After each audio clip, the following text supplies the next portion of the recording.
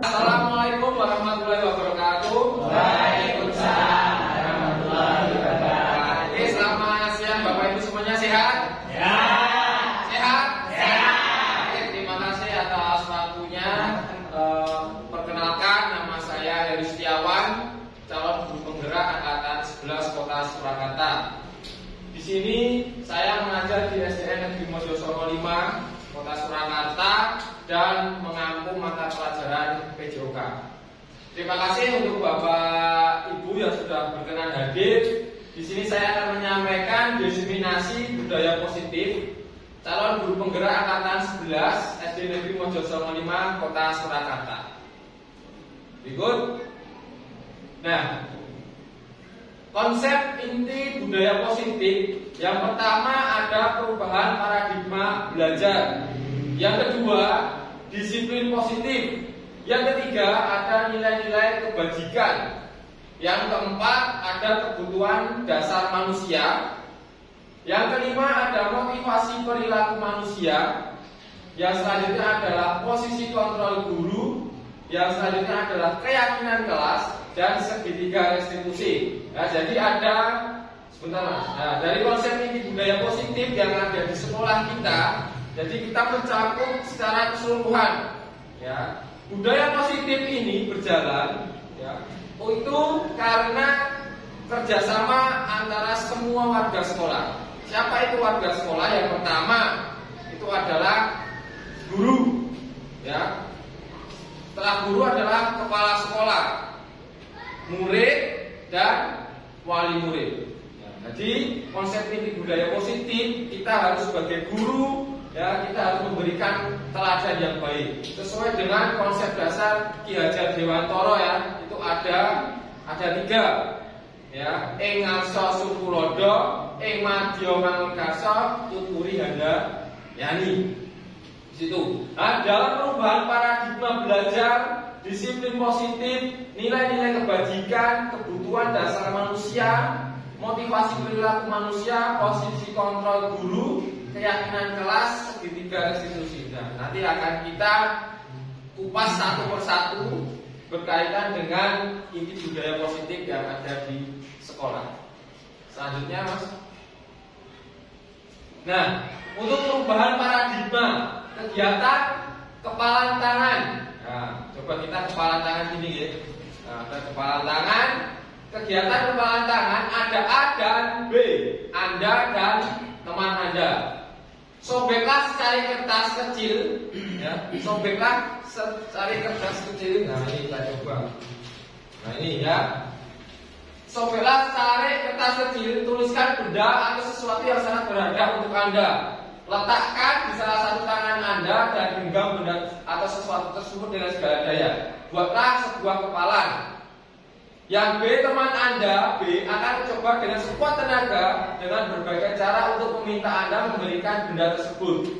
B bisa membujuk, mengancam, menghardik, merayu, menyuap apa saja agar dapat membuka kepalan tangan Anda. Ini sebagai contoh, ya. Tadi letakkan di salah satu tangan Anda dan genggam benda sesuatu dengan segala daya. Ini contohnya, Mas. Kasihkan, Mas. Genggam. Ya. Terus ini mau saya buka. Ya, dia kuat. Ya, kuat. Apa yang terjadi? Ya, tanya gitu kan. Ini kuat. Ya, oke, lanjut, Mas. Nah, itu seorang guru harus dapat mewujudkan budaya positif di sekolah. Ya, kita sebagai guru, ya, harus mewujudkan budaya positif di sekolah. Apa itu budaya positif? Tersebut dijalankan dengan konsep sebagai berikut. Yang pertama, disiplin positif. Yang kedua, memahami motivasi perilaku manusia berkaitan dengan dukungan dan penghargaan. Yang ketiga, posisi kontrol seorang guru. Yang keempat, membuat keyakinan sekolah atau kelas. Yang kelima adalah penerapan segitiga restitusi dalam penyelesaian masalah. Yang pertama berkaitan dengan disiplin positif. Contoh sebagai kita guru, ya, di dalam konsep Ki Hajar Dewantara itu ada ngaso sung tulodo.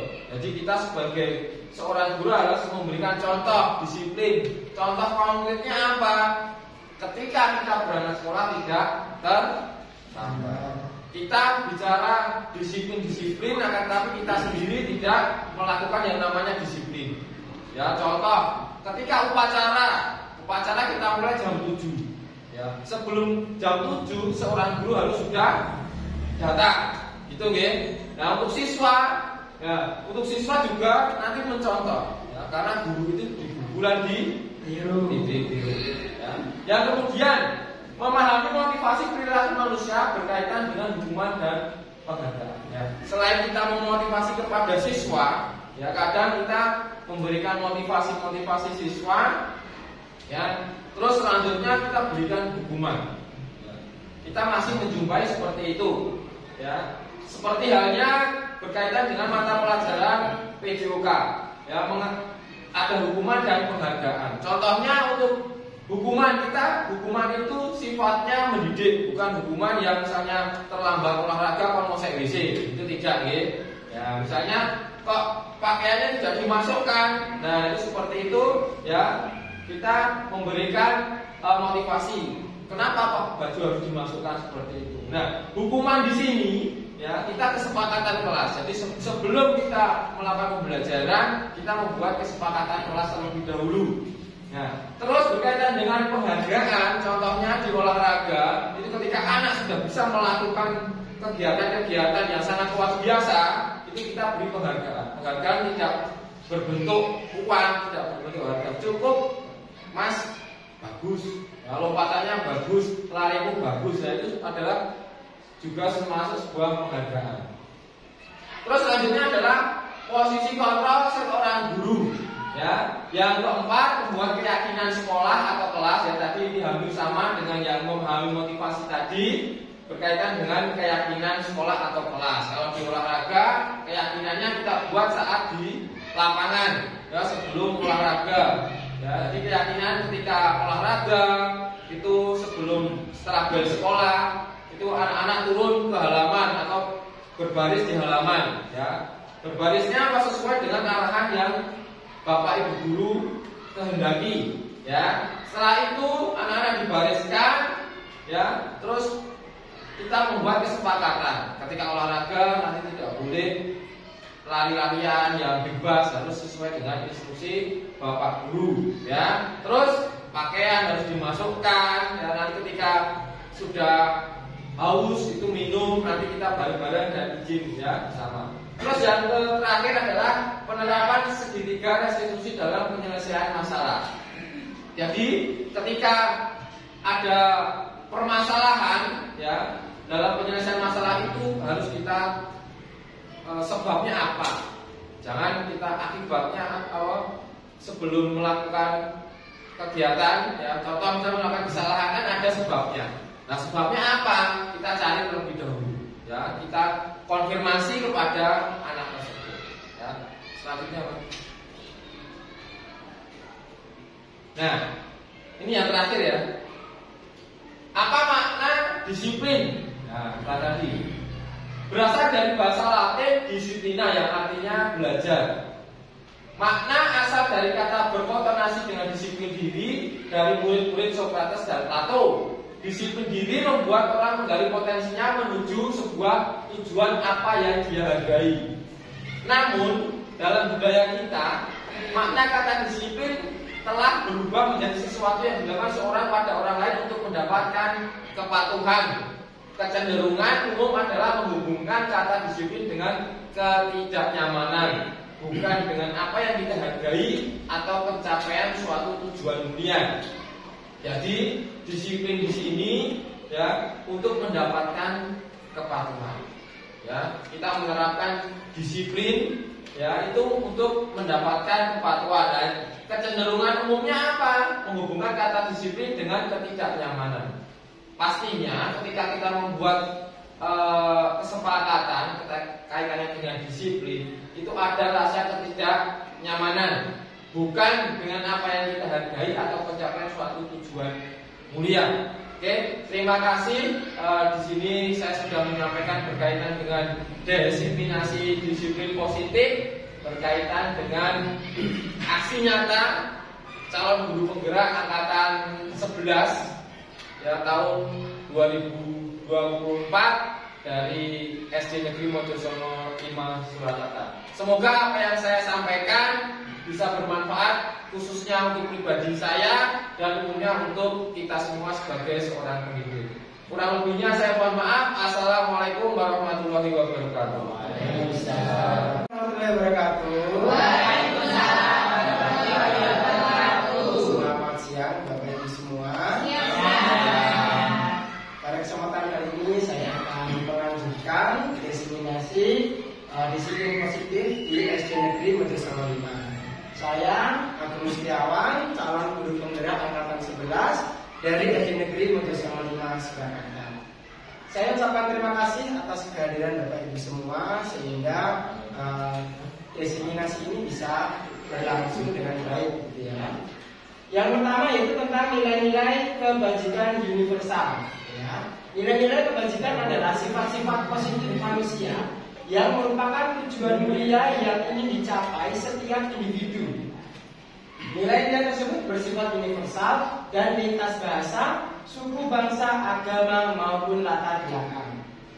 Setiap perilaku atau perbuatan memiliki suatu tujuan. Menurut Dr. William Glaser pada teori kontrol tahun 1984. Dengan mengaitkan nilai-nilai kebajikan yang diyakini seseorang, maka motivasi intrinsik-intrinsiknya akan terbangun sehingga menggerakkan motivasi dari dalam untuk dapat mencapai tujuan mulia yang diinginkan. Menurut Dian Gosen tahun 1998.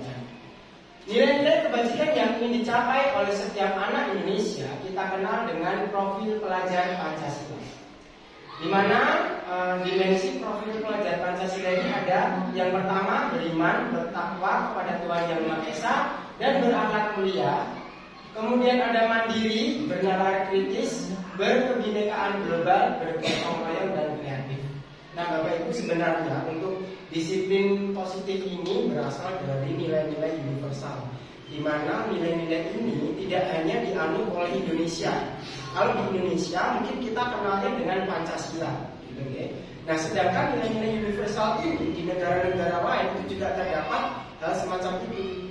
Nah, maksud dari Ki Hajar Dewantara adalah sebenarnya ya, tujuan akhir dari pendidikan Indonesia itu adalah menuju ke nilai-nilai universal itu, di mana di seluruh dunia ini terbentuk nilai-nilai yang universal, nilai-nilai yang bersifat kebajikan. Kalau di Pancasila itu kan yang sila pertama nilai ketuhanan, gitu kan. Kemudian ada nilai kemanusiaan, ada nilai persatuan, kemudian ada nilai kerakyatan dan permusyawaratan, kemudian ada nilai keadilan, gitu kan. Nah, ada juga nilai kebersihan, nilai kesehatan, nilai kedamaian, empati, peduli, dan seperti itu. Nah, itulah yang ingin kita usung dari Ki Hajar Dewantara. Jadi semua pendidikan itu ranahnya adalah ke nilai-nilai kebajikan yang bersifat universal. Jadi tidak hanya di Indonesia saja. Maka dari itu pada profil pelajar Pancasila itu terdapat kebinekaan global. Jadi sekarang ini kita tidak hanya sebatas menghargai keragaman yang ada di Indonesia yang bersifat nasional saja, tapi diharapkan kita juga menghargai keragaman bertingkat global. Itu karena apa? Globalisasi ini memungkinkan seluruh penduduk di dunia ini ya, saling berkunjung, saling menempati negara masing-masing seperti tidak ada batas. Mungkin kita nanti ketika bekerja di luar negeri, nah itu kita harus sudah ada fondasi kebinekaan global ini. Jadi kita tidak sekedar berwawasan nasional saja. Jadi kebinekaan ini kita global, begitu. Misalkan saja Anda ke Korea, ya Anda umat Muslim ke Korea, di sana Anda tidak bisa menghardik negara itu, oh ini negara haram, semuanya babi dan sebagainya, tidak bisa karena memang yang diusung dari Ki Hajar Dewantara ini adalah nilai kebajikan universal, bersifat universal. Jadi di Eropa, budaya Barat, mereka berpakaian seperti itu. Menurut mereka itu sudah sopan. Sedangkan kita sebagai orang Timur ya, mungkin beranggapan hal itu tidak sesuai dengan budaya kita. Terkadang inilah yang membuat diri kita gagal untuk mencapai kebinekaan tunggal, untuk mencapai nilai-nilai kebajikan universal. Nah, nilai-nilai kebajikan universal ini kita transfer ke murid-murid kita karena suatu sekolah itu fondasinya adalah murid. Kalau ukurnya adalah murid, kalau muridnya itu sudah terbangun disiplin positifnya dan itu benar-benar tertanam, yaitu otomatis ini pasti gurunya juga sudah tertanam disiplin positif. Kepala sekolahnya juga seperti yang sudah disampaikan tadi bahwa untuk mentransfer nilai-nilai kebajikan universal ini tidak bisa hanya guru saja yang mentransfer. Harus ada kolaborasi antar warga sekolah, baik itu dari antar guru, kepala sekolah, karyawan, gitu ya, dari murid sebagai teman sebaya mereka, kemudian wali murid, dan bahkan lingkungan sekitar sekolah itu juga sangat mempengaruhi ya proses transfer nilai-nilai kebajikan universal. Nah, nanti untuk penerapannya di kelas itu misalkan nilai ketuhanan, ya, beriman bertakwa kepada Tuhan yang Maha Esa. Gitu ya. Nah, ini bisa dijabarkan. Contohnya adalah berdoa sebelum belajar. Ini menjadi nanti sebuah keyakinan kelas, kesepakatan kelas. Oh, berarti sebelum belajar kita harus berdoa terlebih dahulu. Kalau zaman dahulu sebelumnya paradigma yang lama itu kan, ayo anak-anak kita buat peraturan kelas yang pertama, berdoa sebelum belajar. Setuju? Setuju. Yang kedua, jadi gurunya yang menentukan. Kan? Nah, yang sekarang ini kita asalnya dari nilai-nilai kebajikan universal. Jadi kita ambilkan nilai-nilai universal itu kita keluarkan ke anak-anak ya, di Indonesia itu ada 5 nilai kebajikan yang terkandung dalam setiap sila Pancasila. Nah, itu kalian bisa mengembangkan ya, dari nilai-nilai universal yang di manapun kalian ketemui, ya, di rumah, di lingkungan masyarakat, dimanapun itu kamu menemui nilai-nilai itu, ya silakan kita usung bersama. Nilai kesehatan juga boleh, kerapian dan sebagainya. Nilai kerapian nanti wujud keyakinan kelasnya bagaimana? Ya, berarti berseragam lengkap dan rapi. Di situ jadi anak-anak tahu nilai yang mau dibangun di sekolah kita apa.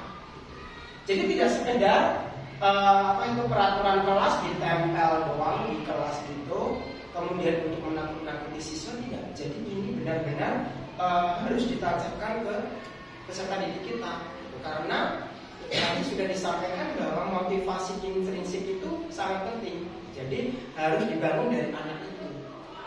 Kalau misalkan tidak tertanam ke diri mereka, nanti begitu dia kelas berikutnya sudah tidak diajar oleh kita, nanti kebijakannya berbeda dengan guru itu, ya anak itu akan umat lagi, istilahnya umat lagi, karena masing-masing guru kan berbeda cara mengajarnya. Jadi kalau tapi sudah tertanam betul, ya, entah itu siapapun gurunya, dimanapun sekolahnya, dia sudah tertancap nilai-nilai universal.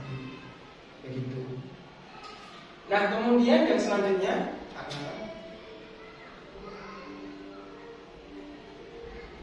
nah, kebutuhan dasar manusia. Jadi Bapak Ibu ya, untuk dapat menanamkan nilai-nilai universal ini, kita harus memahami betul kebutuhan murid-murid kita. Begitu.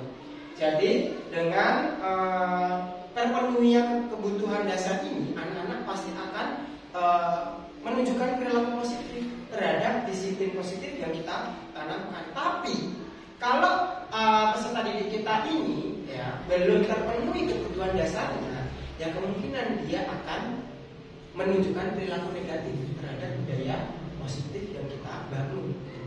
Nah, kebutuhan dasar manusia itu apa sih? Segala sesuatu yang kita lakukan untuk mendapatkan apa yang kita inginkan. Seluruh tindakan yang kita lakukan yang adalah dalam rangka agar kebutuhan dasar kita terpenuhi dengan baik. pada dasarnya kebutuhan dasar itu ada 5 Bapak Ibu. Yang pertama adalah kebutuhan dasar untuk survive atau bertahan hidup. Contohnya seperti makan, minum, tidur, begitu. Nah, anak-anak kalau di rumah dia tidak sarapan terlebih dahulu, tidurnya kurang, ya, dehidrasi, dia di sekolah mana mungkin bisa menerima disiplin positif karena kebutuhan yang pertama aja tidak tercukupi. Ya terkadang dari guru olahraga Bu Win menemui juga murid saya itu ya, dari rumah tidak sarapan, dia sudah ketika proses pembelajaran transfer disiplin positif dia sudah pusing, keluhannya pusing, perutnya sakit, dia sudah transfer disiplin positifnya tidak mungkin berhasil. Yang kedua yaitu ada kebutuhan diterima, disayang. Jadi Bapak Ibu apalagi ya untuk anak usia SD ini kadang-kadang mereka ya untuk kasus di Mojosongo ya Bapak Ibu itu saya temui banyak yang broken home. Jadi ya Win ya banyak sekali yang broken home karena memang kondisi warga perkotaan itu tentunya lebih kompleks sehingga mengakibatkan hal seperti itu dan mereka larinya adalah cari perhatian karena kebutuhan yang kedua ini adalah kebutuhan ingin diterima oleh temannya, diterima oleh gurunya, ingin dihargai, disayang. Nah, sebelumnya paradigma sebelumnya kita menganggap anak yang istilahnya caper itu anak yang nakal.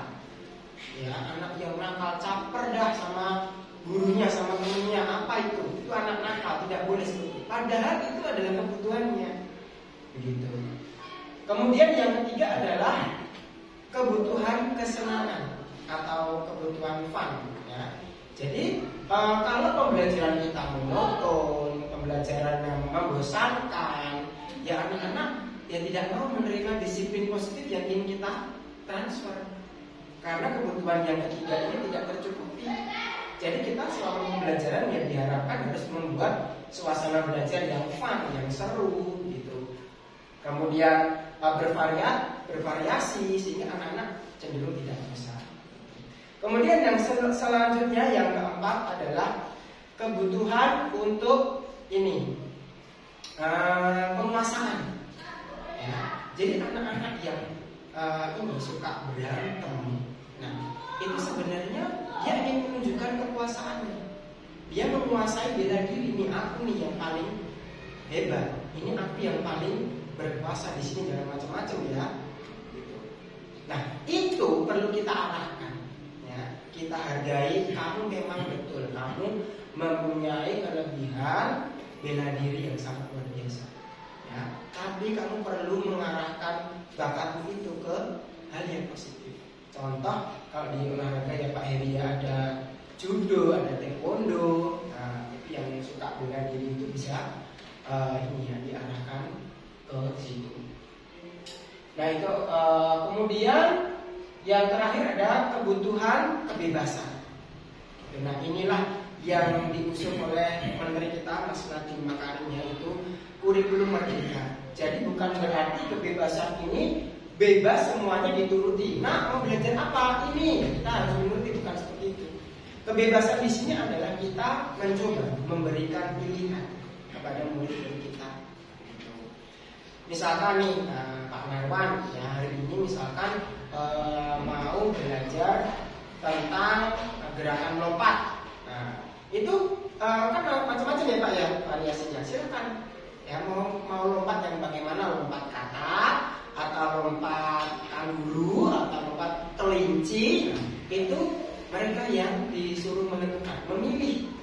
Nah, jadi di sekolah itu mereka tidak terkekang karena adanya pilihan-pilihan itu.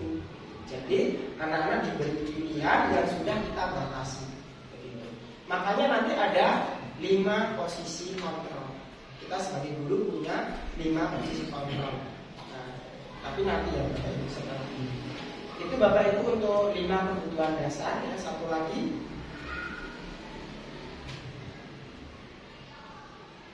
Nah, ini tadi ya kebutuhan dasar manusia. Ya, tadi yang pertama pertama ada kebutuhan hidup, sudah saya sampaikan tadi. Kemudian ada kebutuhan kasih sayang dan rasa diterima, gitu ya. Ini pun kita sebagai guru juga ya Bapak Ibu ya. Kadang-kadang kita ingin diterima teman-teman kita juga ingin dipedulikan teman-teman kita oleh kepala sekolah kita, gitu. Kemudian juga ada kebutuhan penguasaan ya, harga diri, keinginan untuk dianggap, memimpin, berprestasi, diakui dan didengar, gitu ya. Kemudian kebebasan, mandiri, memiliki pilihan, mencoba hal baru, mampu mengendalikan arah dirinya. Ya sesekali kita perlu mencoba hal baru Bapak Ibu. Mungkin kita sekarang kan ini sudah era industri ini ya, 4.0 ini ya. Nah ini memungkinkan kita untuk belajar berbagai macam metode pembelajaran, strategi pembelajaran yang baru yang perlu kita coba ke murid-murid kita. Begitu juga dengan mungkin nanti untuk Bapak Kepala Sekolah juga bisa belajar tentang pendekatan yang inovatif terhadap Bapak Ibu guru supaya semua warga sekolah itu benar-benar bisa mengembangkan disiplin positif. Yang selanjutnya adalah kesenangan, Bapak Ibu ya. Kita sendiri aja sebagai guru juga butuh kesenangan. Ya. Kadang-kadang ya, okelah sesekali kita outbound, gitu kan. Kita acara di luar, gitu. Nah, sesekali anak-anak kita ajak keluar boleh ya, melakukan praktikum di luar kelas, bermain sambil belajar, supaya 5 kebutuhan ini bisa dipenuhi dan kesuksesan penanaman nilai-nilai universal melalui disiplin positif dapat tersampaikan dengan maksimal. Mungkin ini yang dapat saya sampaikan. Terima kasih atas perhatiannya. Wassalamualaikum warahmatullahi wabarakatuh. Assalamualaikum warahmatullahi wabarakatuh. Waalaikumsalam warahmatullahi wabarakatuh. Saya Anja Sahani Indrayati, CGP Angkatan 11 dari SD Negeri Mojo 5 Surakarta.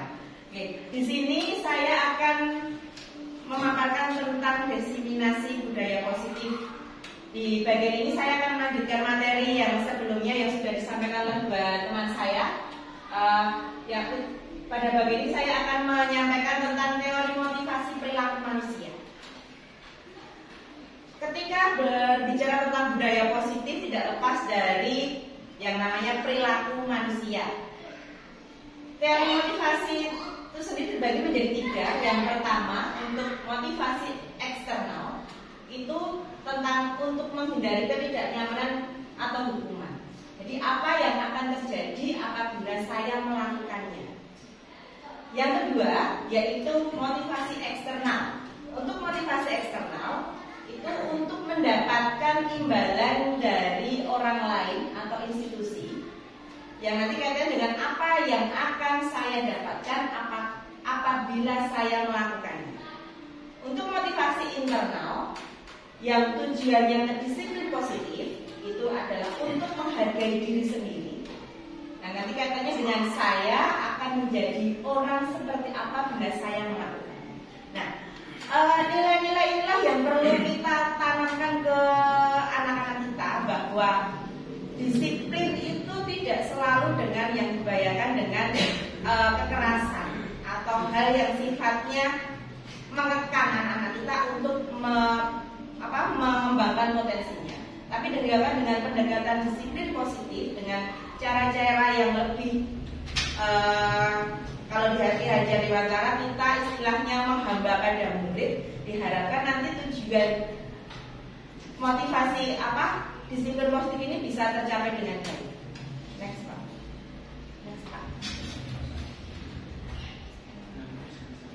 Merdeka. Ya.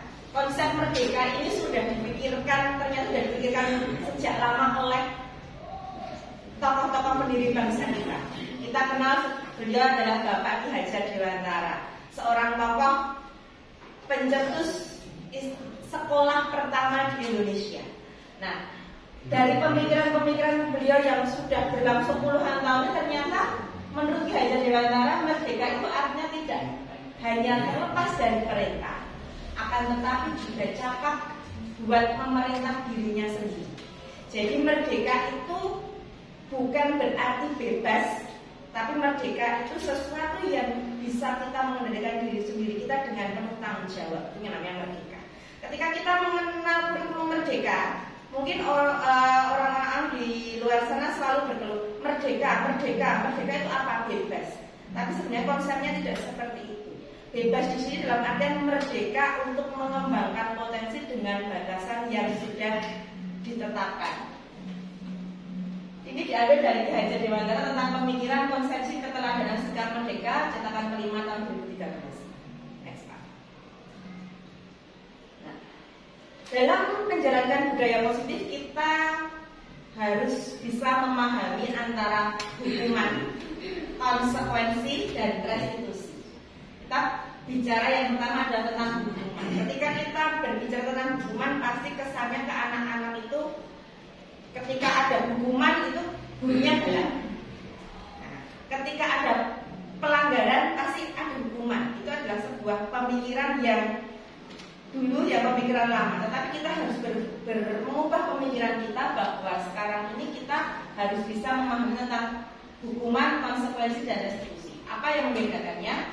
Untuk hukuman ini tidak terencana atau tiba-tiba. Misalkan ada anak yang tiba-tiba memecahkan barang sekolah, lalu kita secara spontan menghajar mereka dan memberi hukuman. Dan ayo kamu lari lapangan, atau ayo kamu membersihkan halaman. Itu biasanya kita lakukan dengan spontan, karena ketika kita melihat sebuah pelanggaran yang ini sebuah kesalahan dan harus segera dihukum, tanpa mengetahui, tanpa menarik di mana awal penyebabnya itu apa. Dan untuk hukuman, murid tidak tahu apa yang terjadi atau tidak dilihat. Jadi hukuman itu diputuskan oleh penghukum sendiri. Kalau di ranahnya sekolah berarti adalah guru. Jadi siswa itu melanggar dan yang menghukum guru. Nah, bersifatnya satu arah. Ketika kita mengeluarkan hukuman itu, anak itu hanya menerima. Bahkan sangat jarang mungkin kita tidak mendengarkan apa yang menjadi penyebabnya. Pembelaan diri mereka tidak kita dengar. Kita tahunya hanya memberikan hukuman. Selanjutnya adalah berupa hukuman fisik atau psikis. Fisik, sekarang lari keliling lapangan, atau mungkin push up 1000 kali, nah, itu ya mustahil ya. Nah, terus secara psikis, bentaan itu sudah menjadi, bagi beberapa anak itu bentaan atau hadikan itu sudah menjadi sebuah hukuman yang akan mereka ingat bahkan nanti mereka sampai tua. Dulu pernah saya dimarahin guru, saya dulu waktu SD saya dibentak-bentak guru, itu pasti akan diingat ketika nanti ketemu dengan kita, entah nanti belasan tahun dan puluhan tahun yang akan datang. Nah, itu untuk hukuman. Jadi sifatnya tidak ada melibatkan siswa. Untuk konsekuensi ini merupakan sifatnya terencana. Kita harapnya lebih naik sedikit ya. Terencana, disepakati sesuai aturan. Jadi ketika kita sudah membuat aturan sekolah, kita siapkan kesepakatan. Misalkan melanggar peraturan sekolah, terlambat sekolah, ada poinnya. Tidak membawa buku, ada poinnya. Itu sudah terencana, sudah kita sepakati, dan siswa itu tahu, oh ketika aku melanggar ini pasti akan ada sebuah sanksi yang bisa berupa poin atau tindakan yang dilakukan oleh guru. Nah, untuk murid tetap dibuat tidak nyaman. Murid terasa terancam karena mereka akan berpikir ketika saya melanggar pasti aku dapat poin. Ketika aku melanggar poinku banyak, nanti akan dipanggil oleh orang tua, dipanggil atau mendapatkan hukuman yang lain. Nah, sikap guru selalu memonitor. Sering kita melihat ketika istirahat, kita melihat mengamati anak-anak. Kita memonitor apakah mereka sudah melakukan peraturannya dengan benar. Misalkan tidak membuang sampah sembarangan, atau ketika pagi kita memonitor mereka terlambat masuk sekolah atau tidak. Itu guru sifatnya yang selalu mengawasi. Nah, untuk tataran yang lebih tinggi, kita mulai mengenal yang namanya restitusi. Proses ini menciptakan kondisi bagi murid untuk memperbaiki kesalahannya. Yang kedua, proses kolaboratif yang mengajarkan mencari solusi. Untuk untuk sekarang, ketika kita sudah memahami apa itu budaya positif, kita akan lebih terbuka ketika menemui murid dengan masalahnya. Misalkan kamu kok sering mencari perhatian, sebenarnya itu ada apa? Pasti sekali kita menanyakan ada apa? Kenapa kamu sering terlambat sekolah, itu sebenarnya ada apa? Nah, itu kita sudah melakukan tahap restitusi. Ketika kita sudah tahu latar belakangnya, penyebabnya apa, nanti kita bisa berkolaborasi mencari solusi. Nah, inilah yang dibutuhkan ketika ada masalah. Terkadang siswa itu butuh penyelesaiannya. Mereka bermasalah dan itu diselesaikan, bukan hanya sekedar. Dari sini kita bisa berkolaborasi mengajarkan untuk mencari solusi. Misalkan kalau di sekolah, seperti tadi yang sudah dipaparkan di depan, kita bisa berkolaborasi dengan warga sekolahnya. Misalkan untuk ketidaktertiban, kita bisa berkolaborasi dengan guru olahraga. Kita bisa berkolaborasi, misalkan kenakalan, kita bisa berkolaborasi dengan guru agama. Mungkin punya anak yang punya potensi lebih tapi tidak bisa menyalurkan, kita bisa berkolaborasi dengan misalkan guru seni atau guru yang lain yang ada di sekolah. Nah, selanjutnya Pak. Nah, dihukum oleh penghargaan. Bahkan penghargaan berlaku sama dengan hukuman. Dalam arti meminta atau membujuk seseorang melakukan sesuatu untuk memenuhi tujuan tertentu dari orang yang meminta atau membujuknya. Dorongan eksternal dan akan ada faktor ketergantungan, bukan beberapa dampak dari pemberian penghargaan. Nah, terkadang pemberian penghargaan yang terlalu berlebihan itu arahnya nanti ada beberapa pengaruh jangka pendek dan jangka panjang. Ada penghargaan pengumuman, ada penghargaan pengurangan ketepatan dan penghargaan tidak efektif, lalu jadikan penghargaan merusak. Nah, kita bisa memberikan ini hukuman atau penghargaan, kita bisa bedakan seperti itu. Yuk lanjut Pak. Nah, ini adalah tugas perbedaan hukuman dan konsekuensi. Juga sekarang kita akan sharing meletakkan ini bagaimana, apakah ini hukuman atau konsekuensi ya Pak Ben? Coba mencatat 100 kali di buku kalimat saya tidak akan terlambat lagi karena terlambat ke sekolah. Saya tidak akan terlambat lagi. Itu dilakukan ketika terlambat ke sekolah. Menurut Pak Safi'i, ini hukuman atau konsekuensi? Hukuman. Hukuman ya, ingat-ingat hukuman nomor 1. Lari mengelilingi lapangan basket 2 kali karena terlambat hadir di sekolah. Berkalilah. Hukuman. Sekarang murid diminta untuk push up 15 kali karena tidak menggunakan masker ke sekolah. Hukuman. Menggantikan kertas tugas teman yang telah dicoret-coret. Mungkin kemudian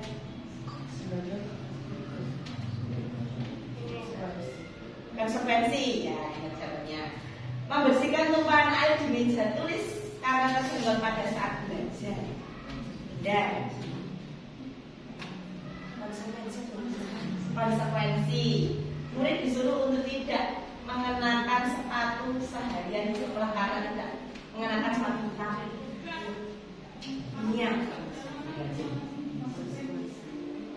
Tidak menggunakan sepatu seharian di sekolah karena tidak mengenakan sepatu hitam. Hukuman atau konsekuensi? Hukuman. Ya. Lari mengelilingi lapangan basket 2 kali karena terlambat untuk masuk kelas. Hukuman. Mari kita lihat bersama-sama apakah itu hukuman atau konsekuensi. Ya. Nah, dari beberapa pernyataan tadi, nomor 1 hukuman tepat? Betul. Nomor 2 itu hukuman? Nomor 3 hukuman? Nomor 4 konsekuensi? Tepat ya. Nomor 5 konsekuensi? Betul. Nomor 6 itu hukuman. Tepat ya? Nah, ya. Mengelilingi lapangan? Konsekuensi lah. Kenapa kok yang terakhir mengelilingi lapangan basket 2 kali itu konsekuensi kok berbeda dengan yang di atas? Nah, karena ini pelajarannya PJOK Pak Nawan.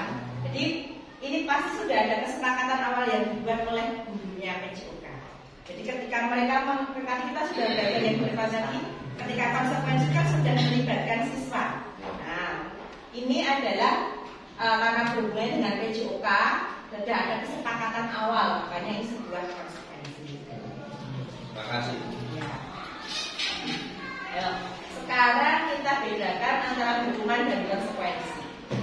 Yang pertama adalah hukuman. Hukuman itu adalah sesuatu yang menyakitkan dan menyakitkan harus terjadi. Kalau dihukum mesti sedih ya. Ya, kalau dihukum itu pasti itu sakit hati. Kalau dihukum itu pasti merasakan sesuatu yang tidak enak dari kita. Kalau konsekuensi sesuatu harus terjadi. Jadi ketika mau melarang apa kita sudah tahu, jadi harus terjadi seperti itu. Hukuman membuat anak sakit fisik maupun hati untuk jangka panjang waktu.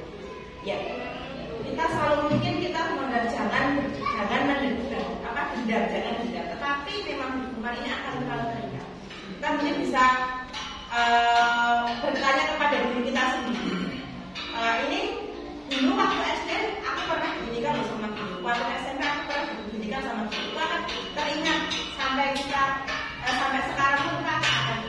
Dan untuk konsekuensi anak lebih menghargai disiplin karena dia tahu bahwa kita jelaskan dulu bagian daripada apa hukumannya. Hukuman itu paksaan dengan ketegasan. Dan konsekuensi adalah stimulus tambahan untuk hukuman mendorong anak menyakiti diri sendiri. Kalau untuk konsekuensi mendorong anak agar mudah menyelesaikan konsep diri yang buruk untuk hukuman dan konsep untuk konsekuensi yang akan lebih baik. Anak belajar menyembunyikan kesalahannya. Biasanya kalau ada hukuman, anak itu akan berkelit. Ditanya ini siapa yang menumpahkan, bukan aku. Baru nanti kita gali dulu. Untuk konsekuensi anak belajar mematuhi peraturan karena sudah tahu konsekuensinya.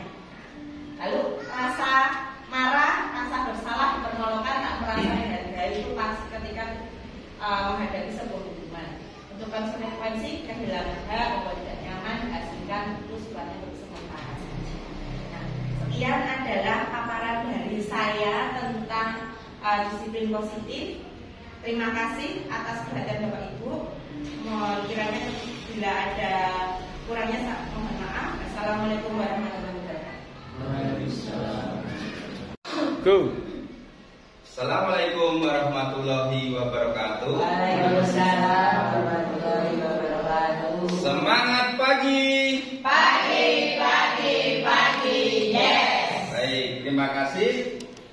Pada kesempatan pagi hari ini, perkenalkan nama saya Sunarwan, calon guru penggerak angkatan 11 Kota Surakarta dari SD Negeri Mojosongo 5. Pada kesempatan kali ini saya akan memaparkan terkait aksi nyata budaya positif di sekolah kami. Pada kesempatan ini saya akan menyampaikan terkait segitiga restitusi. Kira-kira apa itu segitiga restitusi? Mari kita bahas. Restitusi adalah proses menciptakan kondisi bagi murid untuk memperbaiki kesalahan mereka sehingga mereka bisa kembali pada kelompok mereka dengan karakter yang lebih kuat.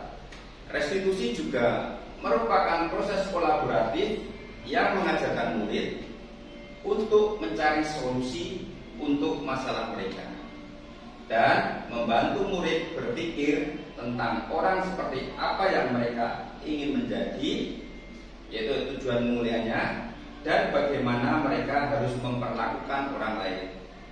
Ini dikutip dari Gosen tahun 2004.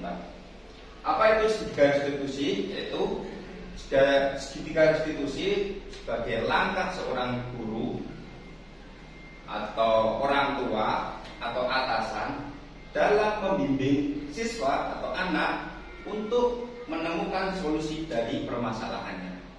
Jadi kalau kita sebagai seorang guru, sebaiknya kita harus menerapkan segitiga restitusi pada anak-anak kita yang mempunyai masalah.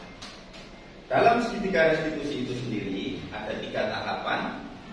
Yang pertama ada menstabilkan identitas, yang kedua ada melakukan validasi kesalahan, dan yang terakhir ada untuk menanyakan keyakinan. Bagaimana mana tahapan-tahapan itu harus dilakukan oleh seorang guru, orang tua atau atasan dalam menyelesaikan permasalahan yang dialami oleh siswa.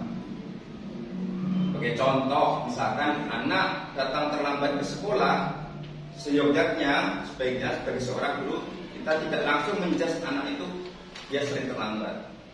Nah, kita perlu mencari dulu permasalahannya, kebutuhan dasar manusia apa yang belum terpenuhi. Jadi sebagai seorang guru kita harus membimbing sebagai coach untuk mencari, memberikan solusi anak kita untuk menyelesaikan dari permasalahan. Yang pertama, menstabilkan identitas. Misalkan dengan contoh tadi, misalkan datang terlambat, kita panggil anak itu ke ruangan kita tanyakan bagaimana kabarnya, kemudian sehat apa tidak. Dengan seperti itu dia datang ke ruangan kita tidak langsung menjudge kamu salah ini, kamu salah itu ya. Jadi kita dengan menstabilkan identitas itu, jadi anak merasa apa? Merasa dimanusiakan, merasa dimanusiawikan seperti itu. Kemudian yang kedua ada melakukan validasi kesalahan. Jadi kita membimbing, kita tidak langsung menjudge kamu salah terlambat, kamu melakukan kesalahan ini, tidak. Kita membimbing apa yang terjadi sesungguhnya. Kemudian kenapa kamu bisa begitu?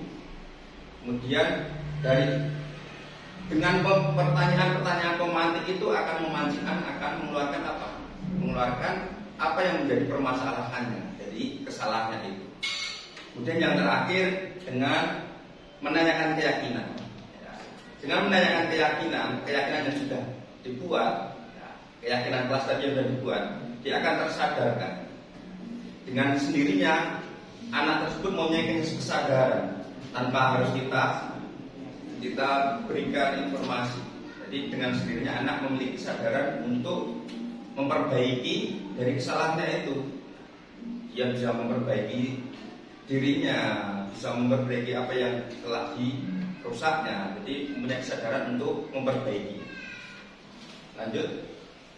Yang berikutnya tentang keyakinan kelas. Jadi kalau zaman dahulu kita masih sekolah, kalau zaman dahulu adanya peraturan kelas. Peraturan kelas dengan keyakinan kelas beda. Kalau peraturan kelas biasanya yang dibuat oleh seorang guru atau atasan. Kalau sekarang keyakinan kelas kita harus memberikan peran aktif, kontribusi dari siswa untuk memberikan keyakinan kelas yang kita buat. Jadi sebuah kesepakatan bersama. Jadi supaya apa? Kalau yang sudah kita buat bersama, jadi kita lakukan bersama agar tujuannya berjalan lebih enak dan lebih lancar. Itu keyakinan kelas, yaitu guru berperan dalam mewujudkan terbentuknya keyakinan sekolah atau kelas dengan adanya kesepakatan antara guru dan murid. Ya. Yang perlu kita garis bawahi adalah adanya kesepakatan antara guru dan murid. Jadi adanya pelibatan murid dalam membuat keyakinan kelas ini sangat dijunjung tinggi. Jadi tidak hanya sepihak dari guru yang menentukan keyakinan kelas. Kemudian keyakinan sekolah atau kelas berupa pernyataan universal yang mudah diingat, dipahami, dan harus diterapkan dalam lingkungan sekolah. Jadi keyakinan sekolah atau kelas itu berupa pernyataan universal, kurang lebih hampir sama dengan bajikan dan universal, yang mudah bisa dilakukan semuanya, yang bisa semuanya itu bisa dilakukan. Contoh, ya, setiap siswa harus membawa buku sesuai dengan jadwal. Nah, bisa dilakukan semuanya. Kemudian setiap siswa harus memakai seragam sesuai jadwalnya. Kemudian dalam berdiskusi dalam kelompok, ya, ketika mau bertanya setiap anak harus mengajukan tangan dulu. Jadi itu bersifat universal dan bisa dilakukan dan bisa dipahami. Lanjut. Baik, pembentukan keyakinan kelas. Jadi prosesnya itu ada sebuah kelompok-kelompok berdiskusi. Ya, jadi ada peran aktif dari siswa. Jadi ada diskusi kelompok, ada kelompok-kelompok yang melakukan diskusi dan bersifat abstrak berupa pernyataan universal dibuat dalam pernyataan yang positif, sedikit saja akan mudah diingat kata-katanya ya. Kemudian sesuai dengan kondisi kelas yang ada dan sekolah sehingga mudah diterapkan. Kita tidak bisa menyamakan dengan peraturan kelas yang lain sesuai dengan kondisi kelas yang ada. Kemudian semua warga kelas dilibatkan dalam membuat keyakinan kelas. Tujuannya apa? Kalau semua warga dilibatkan, agar tadi keyakinan kelas yang dibuat tadi bisa dilakukan bersama-sama dan semuanya untuk tujuan kebaikan ke depan bersama-sama juga. Jadi harapannya ke depan bisa berjalan dengan baik dan lancar untuk keyakinan kelas itu sendiri. Baik. Di sini yang mana yang merupakan keyakinan kelas? Mengapa? Ya, ini contohnya, ya, kesepakatan kelas. Ya, yang pertama datang tepat waktu mengucapkan salam. Jadi ini bisa dilakukan semuanya seluruh warga. Ya, otomatis datang harus tepat waktu dan memberikan ucapan salam. Itu bisa dilakukan. Yang kedua menjaga kebersihan di sekolah. Ya, ini juga bisa dilakukan semuanya, bersifat universal tadi dan mudah dipahami. Yang ketiga berdoa sebelum dan sesudah kegiatan. Ini jelas ya, kegiatannya mudah dipahami dan bisa dilakukan semuanya oleh warga sekolah. Yang keempat aktif dalam pembelajaran. Kemudian yang kelima tertib. Ini ada juga kesepakatan kelas. Yang pertama A, kami guru dan murid harus saling menyayangi, karena ini bagian dari keluarga. Yang B, kami murid yang semangat belajar, ya, saling untuk sukses bersama-sama menjaga semangat dalam belajar. Yang ketiga, kami murid yang peduli dengan teman-teman, ya, saling peduli dan saling menyayangi dengan antar sesama teman. Lanjut. Baik, ini bedanya peraturan dan keyakinan kelas. Ya, seperti tadi coba. Yang pertama, selalu kembalikan buku ke tempatnya. Kira-kira Pak Syafi'i ini peraturan atau keyakinan kelas?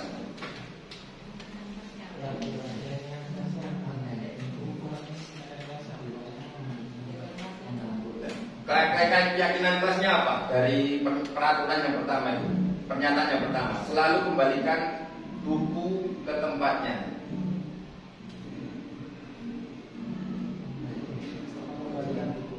Mengembalikan buku. Oke, baik. Yang kedua ada dilarang mengganggu orang lain.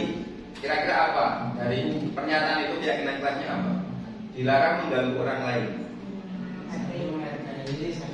Saling menghargai. Yang ketiga, coba Uin hadir di sekolah 15 menit sebelum pembelajaran dimulai. Kira-kira keyakinan kelasnya apa? Yang mudah dipahami, bersifat universal. Ya, menghargai waktu. Yang keempat, dilarang melakukan kekerasan. Itu dia, apa kira-kira keyakinan kelasnya? Saling menyayangi. Yang kelima, dilarang menggunakan narkoba. Itu kalilah, apa kira-kira keyakinan kelasnya? Dilarang menggunakan narkoba. Berkaitan dengan apa ini? Ya, jaga kesehatan. Oke. Yang keenam, bergantian atau menunggu giliran.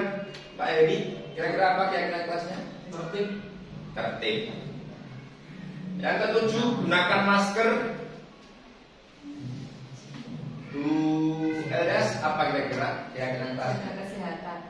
Jaga kesehatan. Oke, yang terakhir, jangan berlari di kelas atau koridor. Kira-kira apa keyakinan kelasnya? Bu Erlinda. Jaga kenyamanan kelas. Oke, coba dari pernyataan tersebut kita lihat. Next. Ya, yang pertama, selalu kembalikan buku ke tempatnya. Tadi apa? Tanggung jawab. Ya, ini bersifat universal, bisa dilakukan semuanya. Kemudian yang dilarang mengganggu orang lain, menghormati orang lain. Ya. hadir di sekolah 15 menit sebelum pembelajaran dimulai, ya, bisa menghormati orang lain, berkomitmen, dilarang melakukan kekerasan, keyakinan kelasnya keselamatan, menghormati orang lain, ya. Dilarang menggunakan narkoba, berkaitan dengan kesehatan, bergantian atau menunggu giliran, menghormati orang lain, bersabar, ya. Gunakan masker, kesehatan, keselamatan. Kemudian yang terakhir, jangan berlari di kelas atau koridor. Itu tentang keyakinan kelasnya keselamatan, keamanan. Ya, ini tadi segitiga restitusi dalam penyelesaian masalah, ya.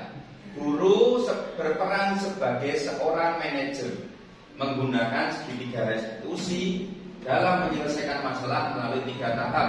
Tadi yang sudah saya jelaskan, ada menstabilkan identitas, ada validasi tindakan yang salah, dan menanyakan keyakinan. Yaitu tujuannya adalah mewujudkan siswa yang mandiri dan bertanggung jawab. Jadi seorang guru itu hanya sebagai coaching, membimbing, mengarahkan siswa.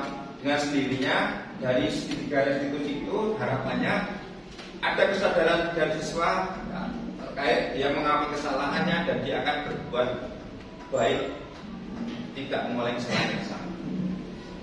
Lanjut. Nah, ini terkait posisi kontrol guru. Ya, terkait posisi kontrol guru yang harus dimiliki guru itu ada 5.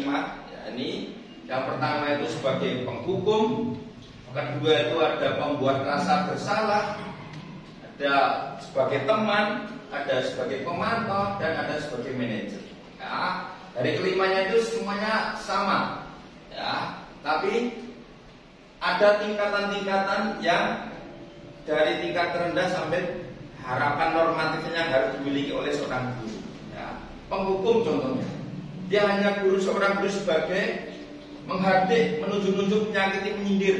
Kamu itu pembuat yang paling salah, kamu melanggar peraturan. Ya, itu biasanya guru-guru yang masa lampau ketika kita masih anak-anak, masih SD itu ya, terkenal guru-guru zaman dahulu killer-killer ya. Seorang guru pasti sudah dari kejauhan ditakuti oleh siswanya. Dia hanya bisa menunjuk, kamu membuat kesalahan, kamu yang suka seperti ini. Itu yang ciri-ciri guru sebagai seorang penghukum. Ya. Kemudian yang membuat rasa bersalah, ya, guru biasanya berceramah dan mengatakan seharusnya ibu kecewa, ya. Ciri-cirinya seperti itu. Kamu seharusnya sudah tahu, ibu sudah setelah sekali mengatakannya, ibu stres, ya. Jadi seperti itu, ciri-cirinya seperti itu. Kemudian yang ketiga, posisi kontrol guru sebagai teman, ya. Biasanya membuatkan alasan-alasan untuk muridnya, ya. Ciri-cirinya, ayolah lakukan demi bapak, ayolah lakukan demi ibu. Masa kamu tidak mau? Ingat, tidak, ibu pernah bantu apa, seperti itu. Jadi dia cuma mengatakan seperti sebagai seorang teman, cuma mengingatkan saja. Jadi itu ciri posisi kontrol guru sebagai seorang teman. Dan yang keempat, 5 posisi kontrol seorang guru sebagai pemantau. Ya, guru berupaya bisa menghitung dan mengukur. Ya, cuma berkata mengingatkan apa peraturannya, apa keyakinan kelasnya. Dia cuma sebagai seorang pengontrol saja, mengingatkan saja peraturan yang sudah disepakati, keyakinan sudah disepakati. Jadi ini relatifnya agak mendekati sempurna untuk posisi kontrol guru sebagai pemantau. Cuma mengingatkan keyakinannya apa yang sudah sepakati. Dan yang terakhir, posisi kontrol guru sebagai manajer. Ya, ini sudah tingkatan yang paling tinggi. Ya. Harapannya semua normatifnya seorang guru harus bisa mempunyai posisi kontrol yang seperti manajer. Ya, seorang baby guru hanya mengajukan pertanyaan-pertanyaan pemantik saja untuk apa? Memantik siswanya untuk melakukan kesalahannya sendiri, dan dengan kesadarannya itu dia bisa membuat perbaikannya untuk ke depan. Ini sebagai yang dilakukan dengan langkah segitiga itu tadi. Jadi sebagai seorang guru harus seyogianya sebagai seorang manajer melakukan 3 langkah segitiga restitusi. Ya, ini guru bisa berkata dengan apa yang sudah kita yakini, apa yang bisa kau kerjakan untuk memperbaiki masalah ini. Nah,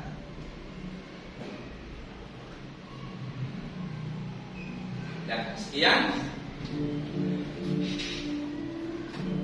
pemaparan terkait budaya positif yang dari SD Negeri Mojo Songo 5. Semoga sekecil pemaparan ini bisa bermanfaat untuk Bapak Ibu guru. Sekian dari kami, kurang lebihnya mohon maaf. Wabillahi taufiq wal hidayah. Assalamualaikum warahmatullahi wabarakatuh. Waalaikumsalam.